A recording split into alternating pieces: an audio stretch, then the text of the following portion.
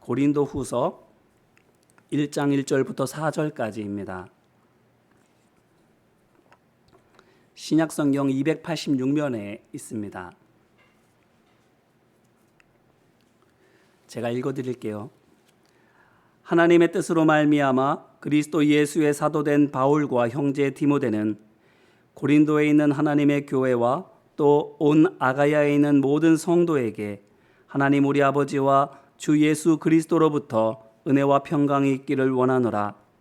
찬송하리로다. 그는 우리 주 예수 그리스도의 하나님이시요 자비의 아버지시요 모든 위로의 하나님이시며 우리의 모든 환난 중에서 우리를 위로하사 우리로 하여금 하나님께 받는 위로로서 모든 환난 중에 있는 자들을 능히 위로하게 하시는 이시로다. 아멘. 이는 생명의 말씀입니다. 하나님 감사합니다. 지난주까지 고린도전서를 함께 살펴보았고 오늘부터 고린도후서입니다. 고린도후서는 후라는 말에서부터 느껴지는 것처럼 고린도전서 다음에 바울이 쓴 편지입니다. 또 편지를 썼다는 건 두 가지 의미입니다. 이전 편지에서 다룬 문제가 여전히 해결되지 못했기 때문에 다시 편지를 쓴 것이든지 아니면 그 문제는 해결되었는데 다른 문제가 또 생겨서 그에 대해서 편지를 써야만 했던 것이든지 어느 쪽이든 좋은 건 아닙니다. 문제가 안 끝나서든 새로운 문제가 불거져서든 문제 있으니까 또 편지를 쓴 것이기 때문이지요. 이유가 무엇일까요? 고린도 후서 말씀을 쭉 보시면 아시겠지만 미리 간략하게 말씀을 드리면 예전에 있었던 문제에 더해서 새로운 문제가 생겼기 때문입니다. 고린도 교회 상황이 더 악화된 거지요. 이는 단도직입적으로 말해서 바울의 지도가 고린도 교회 성도들에게 그다지 설득력 있지 못했다라는 것을 보여줍니다. 그렇지 않습니까? 편지로라도 이런저런 문제들에 대해서 어떻게 해야 할지를 소상하게 알려줬는데도 심지어 고린도전서 16장 10절 말씀을 보면 디모데를 급히 보내서 그 문제들을 처리하게 했음에도 불구하고 여전히 고린도 교회가 혼란 중에 있다면 그게 무엇을 보여주는 거겠어요? 바울의 영향력이 그리 크지 않다는 것을 보여주는 것 아닙니까? 그렇기 때문에 바울로서는 속상할 수밖에 없습니다. 그에게 있어서 자식 같은 교인들인데 어미가 가진 노력으로 아기를 낳고 기르는 것처럼 그도 고생하면서 복음으로 낳고 그들을 길렀는데 자식된 그들이 그 누구도 아닌 바울의 말을 들으려고 하지 않으니까 말입니다. 아시잖아요.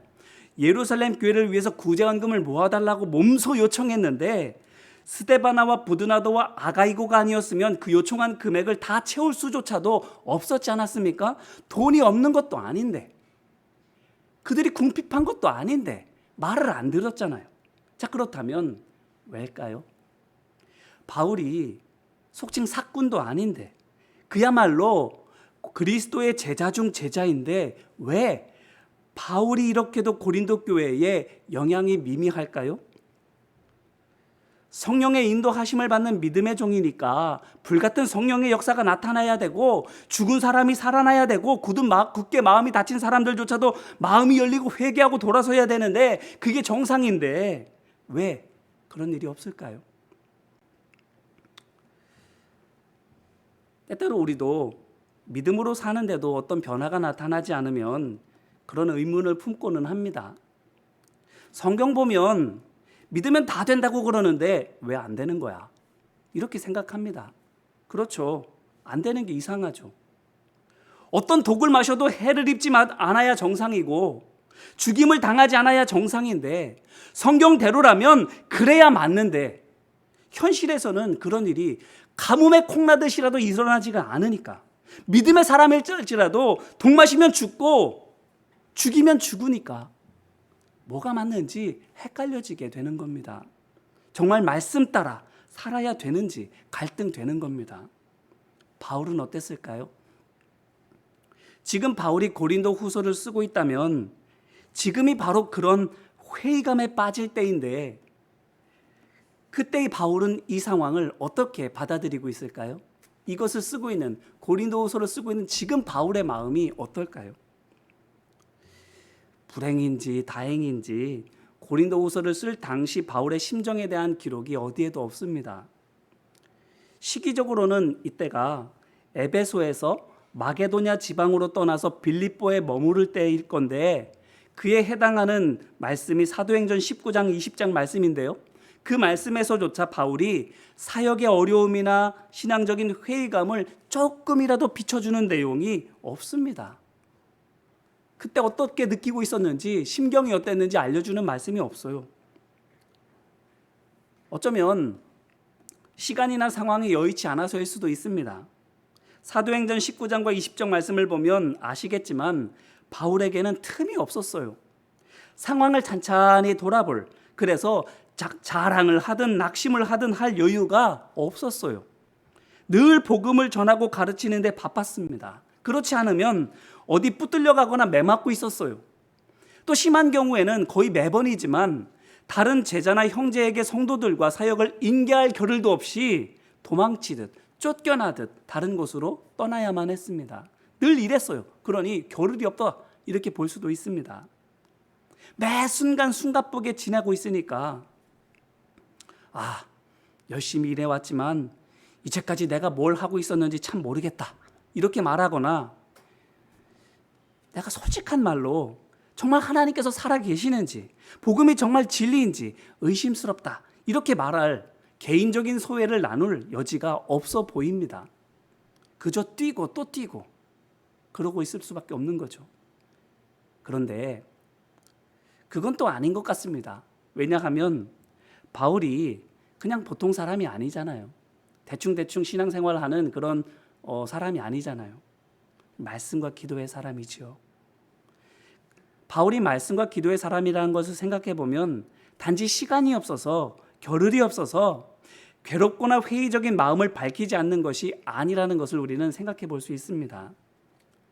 바울이 마음의 힘든 것과 신앙적인 회의를 표현하지 않은 것이 나를 돌아보고 상황을 정리할 여유가 없어서, 또는 돌아보고 정리했다 할지라도 그것을 누군가와 나누거나 글로 쓸 겨를이 없어서가 아니라, 어떤 상황에서도 말씀과 기도를 거르지 않는 바울이 아무리 속상하고 바빠도 말씀과 기도로 자신과 상황을 점검하는 바울이 말씀과 기도로 나 자신, 내가 처해 있는 이 모든 상황들 둘러보고 기도해보고 하는데, 그래서 나오는 결과가 힘든 그 문제가 그렇게까지 괴롭지 않고, 뿐만 아니라 이해되지 않는 그 상황들조차도 그렇게까지 회의적이지 않았다라는 것을 우리가 알 수 있는 거예요. 시간 없거나 겨를 없어서가 아니라, 그 시간 없고 겨를 없는 와중에도 기도하는 사람이고 말씀 붙드는 사람인데, 말씀을 붙들어 보니, 기도해 보니 절망적으로 보일 수 있는 이 상황이 그렇게 절망적으로 느껴지지가 않는 거예요. 물론 바울도 사람인데, 사람들이 잘 따르지 않거나 악의적으로 못되게 굴면 짜증나게도 했겠지요. 기도하고 말씀대로 했는데도 그대로 되지 않더라도 이게 뭔가 하며 의아한 생각도 들었겠지요.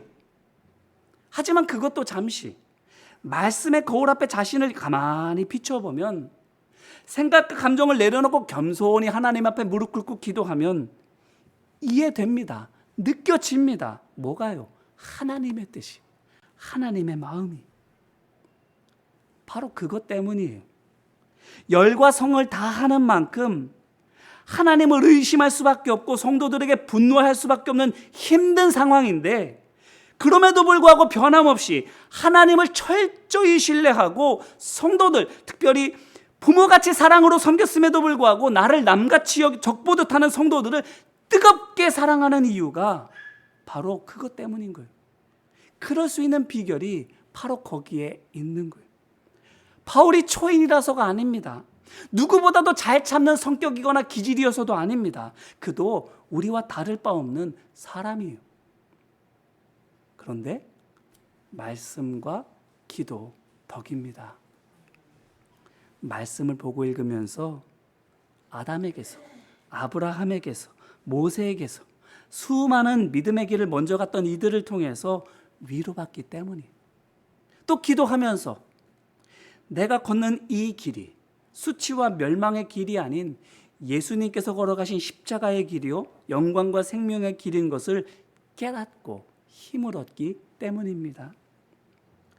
하나님의 안 계심을 부정할 수 없는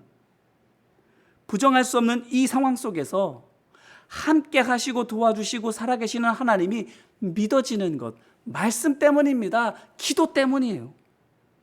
말씀 읽을 때 하나님께서 안 계신 것 같이 보여지는 이 상황 속에서 하나님이 계시는 게 느껴지는 거예요. 하나님께서 역사하시지 않는 것처럼 보여지는 이 상황 속에서 기도할 때 하나님의 역사하심이 느껴지는 거예요. 오늘 말씀에서도 보세요. 고린도 후서를 쓰고 있는 지금 앞서 말씀드린 것처럼 바울의 지도력이 더 낮아져 있어요. 고린도 교회에서만 아닙니다. 이 당시 바울이 마게도냐, 특별히 마게도냐의 빌립보에 있었다고 말씀드렸죠.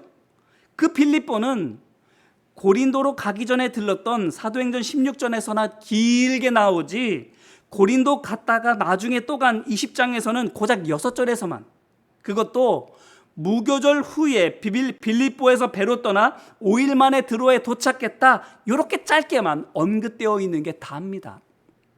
언제 들어갔는지도 모르고 얼마나 머물렀는지도 모릅니다. 그런데 그게 빌립보만이 아니라는 거예요. 빌립보가 있는 마게도냐 지방이 전부 다 그래요. 사도행전 20장 1절부터 6절 말씀을 보면 마게도냐 지방을 돌아다니는 이야기가 나오는데 6절 짧게만 나와 있을 뿐만 아니라 뭐 어디서 뭘 했는지가 없습니다. 빌립보만 아니라 마게도냐 지방이 다 그랬어요. 자, 그러면 생각해 보세요. 바울이 2차 전도 여행 때 들어가서 전도하고 교회를 세웠어요. 마게도냐 지방에. 그런데 3차 전도 여행 때 다시 간 거예요. 그런데 어떻게 된 거예요? 할 게 없어요. 아니, 뭔가 해보기도 전에 나와야만 됐습니다. 그래서요, 언제 들어갔고 뭘 했고 얼마나 했는가, 그래서 결과가 어땠나, 그런 게 전혀 나오지 않은 이유가 바로 그것 때문입니다. 손대지 않아도 잘 알아서들 하고 있어서 쓰지 않은 게 아니에요. 쓸 게 없었던 겁니다. 쓸 겨를도 없었던 거예요. 할 수 있는 게 없었고 하지도 못하게 된 거예요. 그렇다면 빌립보에서만 이렇지 않고 마게도냐 지방이 다 그렇다면, 이게 바울의 사역 초반도 아니고 이미 나이가 들 대로 많이 들고 병환도 깊어질 대로 깊어진 사역 말기의 바울이 이와 같은 일을 당했다면 그의 심경이 어떻겠어요? 사역 초반이면, 젊으면 다시 하면 되지, 이렇게 생각할 수 있는데 이미 나이도 많이 들었어요. 몸도 많이 아파요. 사역 말기예요. 그런데 내가 열심히 해놓은 것, 그게 남아있는 것 정도가 아니라 그것조차도 허물어져 가고 있는 것을 내가 직접 보고 경험했다면 어떤 마음이겠냐고요. 사역은 말할 것도 없고 내 삶에 대해서도 남은 게 없구나, 난 헛살았다, 이런 깊은 회의감 밀려오지 않겠습니까? 자, 그런데 고린도 후서를 쓰면서 바울이 뭐라고 적고 있어요? 1절로 2절 말씀입니다. 바울이 이렇게 말해요. 하나님의 뜻으로 말미암아 그리스도 예수의 사도된 바울과 형제 디모데는 고린도에 있는 하나님의 교회와 또 온 아가야에 있는 모든 성도에게 하나님 우리 아버지와 주 예수 그리스도로부터 은혜와 평강이 있기를 원하노라, 이렇게 말합니다. 또 3절에서도 뭐라고 말합니까? 이렇게 말해요. 찬송하리로다, 그는 우리 주 예수 그리스도의 하나님이시요 자비의 아버지시요 모든 위로의 하나님이시며. 아멘. 상황이 전보다 낫지 않아요. 적대자는 더 많아졌고 내 가르침을 받는 성도는 더 적어졌습니다. 그런데도 어때요? 여유롭습니다. 아무 문제 없고 상황이 전보다 나아진 양 그렇게 인사하고 말하는 거예요. 은혜와 평강이 여러분께도 있기를 원합니다, 이렇게 말해요. 또 뿐만 아니라 3절에 있는 것처럼 하나님에 대하여서도 우리 주 예수 그리스도의 하나님, 진리의 하나님이라고 말하고 있고 아버지같이 자애로 돌봐주신다라고 말하고 있고 그분께 많은 위로를 받고 있다라고 말하고 있어요. 이 말이 무슨 말이에요? 바로 진리이신 하나님께서 저를 인자하신 아버지같이 지켜주시고 돌봐주십니다. 그래서 저는 그분께 많은 위로를 얻고 있습니다. 그 하나님의 지켜주시고 돌봐주시며 따뜻하게 위로해 주심이 제게뿐만 아니라 여러분께도 늘 있기를 제가 바랍니다, 이 말이에요. 인간적인 인간적으로는 몸은 몸대로 아픕니다. 마음은 마음대로 괴롭습니다. 사역은 사역대로 내리막길 같습니다. 상황은 상황대로 힘듭니다. 그런데도 아버지가 나를 지켜주시고 나는 주님 주시는 위로로 넘칩니다. 이 넘치는 위로를 여러분께도 나눠드립니다. 여러분께도 그런 게 있기를 원합니다. 이렇게 말해주고 있는 거예요. 허세입니까? 속으로는 진짜 불안하고 괴로운데 겉으로만 아닌 척하고 있는 거예요? 체면 때문에? 아니에요. 진짜입니다. 진짜로 사방으로 우겨떠 당하는 중에 있지만 눈에 보이고 몸에 와닿는 현실은 몹시 위협적이고 아프지만 그 와중에도 하나님의 지켜주시고 돌봐주시는 은혜를 정말 맛보고 있는 거예요. 자기 암시가 아닙니다. 세뇌가 아니에요. 착각도 아니에요. 정말입니다. 하나님께 위로를 정말 받고 있습니다. 하나님께 정말로 힘을 얻고 있어요. 하나님께 받는 위로, 하나님께로부터 얻는 힘, 그게 얼마나 되겠어요? 위로해 주신들 그게 얼마나 마음의 위안이 되고 힘 주신들 그게 얼마나 힘이 될까요? 돈도 아니잖아요. 막 사람들이 막 구름대같이 몰려오는 것도 아니고 그중에 막 돈 있고 힘 있고 권세 있는 사람들이 막 나를 도와주는 것도 아니잖아요. 그냥 위로고 주님 주시는 평안인데 돈도 아니고 세력도 아니고. 그런데 보세요. 4절에서 바울이 이렇게 고백하는 거예요. 우리의 모든 환난 중에서 우리를 위로하사 우리로 하여금 하나님께 받는 위로로서 모든 환난 중에 있는 자들을 능히 위로하게 하시는 이시로다. 아멘. 바울이 뭐라고 말해요? 모든 어려운 상황 속에서 매번 하나님의 위로를 경험하게 해 주신다고. 그 위로가 얼마나 큰지, 나 자신이 그로 말미암아 큰 용기를 얻을 뿐만 아니라 어려움 중에 있는 이들에게 위로와 힘을 나눠주고도 남는다. 이렇게 말하는 거예요. 오늘날 우리 형편과 비슷하게 대충 짝지어서 말씀을 드리면 이런 걸 수 있겠어요. 내 휴대폰 전력이 2%밖에 안 남았는데 하나님께서 어떻게 해주신다고요? 100% 아니 100% 이상으로 충전시켜 주신다고요. 그래서 나는 내게 필요한 것을 다 채우고도 남아서 그 남은 전력 다른 사람에게 나눠줄 수 있을 정도로, 응? 너 갖다 써? 이렇게 할 정도로 하나님께서 넘치도록, 흘러 넘치도록 부어주시는 위로가 우리 가운데 있다라는 거예요. 당장 이 말이 우리 마음에 와닿지 않을 수 있습니다. 성경이니까, 바울이니까 나와 상관없는 누군가의 이야기처럼 들릴 수도 있습니다. 당연하죠. 어쩌면 당연합니다. 우리는 고난 속에서 그렇게 느끼지 못하기 때문입니다. 그저 속상하고 그저 답답하고 그저 앞을 따름이기 때문이죠. 자, 그렇다면 뭐가 다를까요? 바울, 우리 어디서 차이가 날까요? 바울은 하나님께로부터 정말 큰 위로를 얻는다고, 정말 큰 힘을 받는다고 말하고 있는데, 막 나눠줄 정도로, 막 나눠주고 싶을 정도로 받는다고 그러는데, 우리 현실 속에서는 말씀 봐도 모르겠고 기도해도 모르겠고 남에게 나눠주는 것은 고사하고 나도 부족해서 허덕허덕 거리는 것 같은데 뭐가 다를까? 바울에게는 왜 이 넘치는 위로가 있고 나는 왜 이렇게 부족하게만 느껴질까? 2절에 있는 바울의 말을 다시 한번 보시기를 바라요. 하나님 우리 아버지와 주 예수 그리스도로부터 은혜와 평강이 있기를 원하노라. 아멘. 하나님을 누구라고 말하고 있고 예수님에 대해서도 누구라고 말하고 있나요? 아버지로.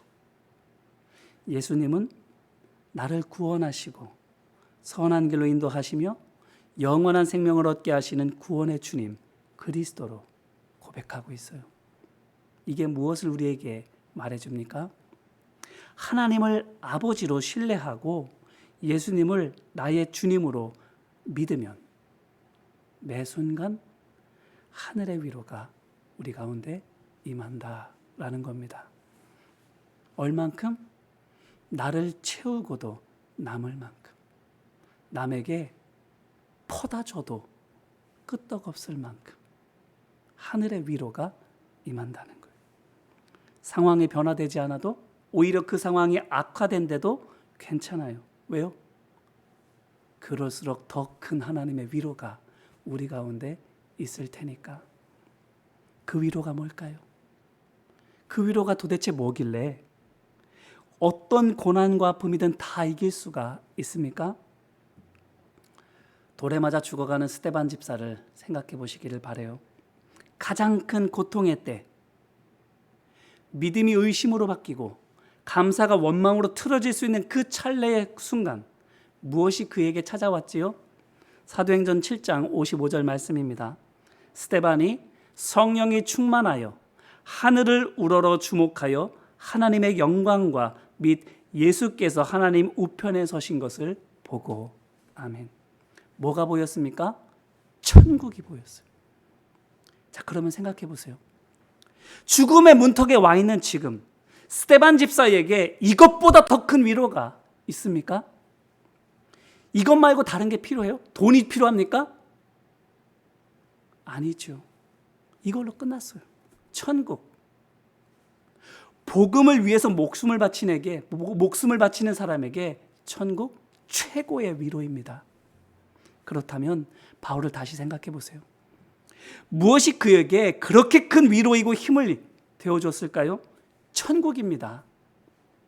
하나님께서 사랑의 눈으로 보고 계시고 예수님께서 내 팔 벌려 기다리시는 그곳, 복음을 위해서 나를 거룩한 산재물로 드린 성도에게 예비된 눈물 없고 고통 없는 그곳, 천국입니다.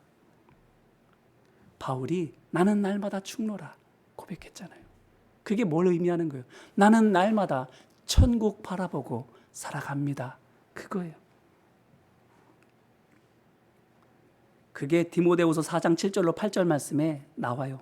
달려갈 길 마치고 믿음을 지켰으니 이제 후로는 나를 위하여 의의 면류관이 예비되었으므로. 아멘. 매일매일 십자가의 나를 못 박는, 그래서 매일매일 천국을 바라보는 그 사람, 하늘의 위로가 그 사람을 채우는 거예요. 돈이 아니지만 돈으로 채울 수 없는 그 하늘의 위로, 세상에 권세 있는 사람들이 채워주지 못하는 그 하늘의 위로가, 그 힘이 우리 가운데 넘치는 거예요. 바울, 언제나 돌아가야 될 곳을 바라보고 살았습니다. 그래서였을 거예요. 삶의 회의가 들고 평생 해온 일이 허무하게만 느껴질 수밖에 없는 모든 위기의 순간을 그가 이겨낼 수 있었던 그것이, 눈물 흘리더라도 눈물 닦고 일어서서 다시 말씀을 손에 들고 나갈 수 있었던 그 힘이 거기에 있었던 거예요. 주님의 위로 때문에, 천국의 소망 때문에. 이제 이 말씀으로 다시 한번 우리 자신을 돌아보기를 바랍니다. 사면 초가에 몰린 듯한 어려움이 있습니까? 나는 누구냐? 도대체 여기 왜 있느냐? 나는 도대체 이걸 왜 하고 있나? 매일매일 다람쥐 쳇바퀴 돌아가는 그 힘든 무게 때문에 허위감, 허무감, 우리가 마음을 짓누르고 있습니까? 환경이나 사람을 보면, 나 자신을 바라보면 그럴 수밖에 없어요. 하지만 말씀의 눈을 맞추면, 기도로 하나님께 마음을 맞추면 이스라엘 자손이 광야에서 먹고 힘낸 만나와 메추라기를 주시는 거예요.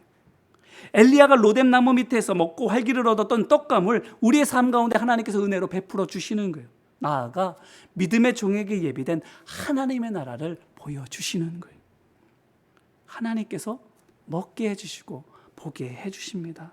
그래서 우리로 하여금 다시 일어서게 하시고 다시 힘있게 믿음으로 살아가게 하시는 거예요. 바라기는 고난 속에서 말씀을 통해서 하늘의 위로를 받기를, 기도하면서 하나님 나라의 아름다움이 보여지고 느껴지고 믿어지게 되시기를 주님의 이름으로 기원합니다. 세상이 줄 수 없는 참된 위로와 평강으로 오늘을, 그리고 삶의 그 어떤 위기의 순간까지도 이겨내는 하늘에 속한 시민으로서 살아가는 우리 한 사람 한 사람 되시기를 주님의 이름으로 축원합니다. 기도하겠습니다.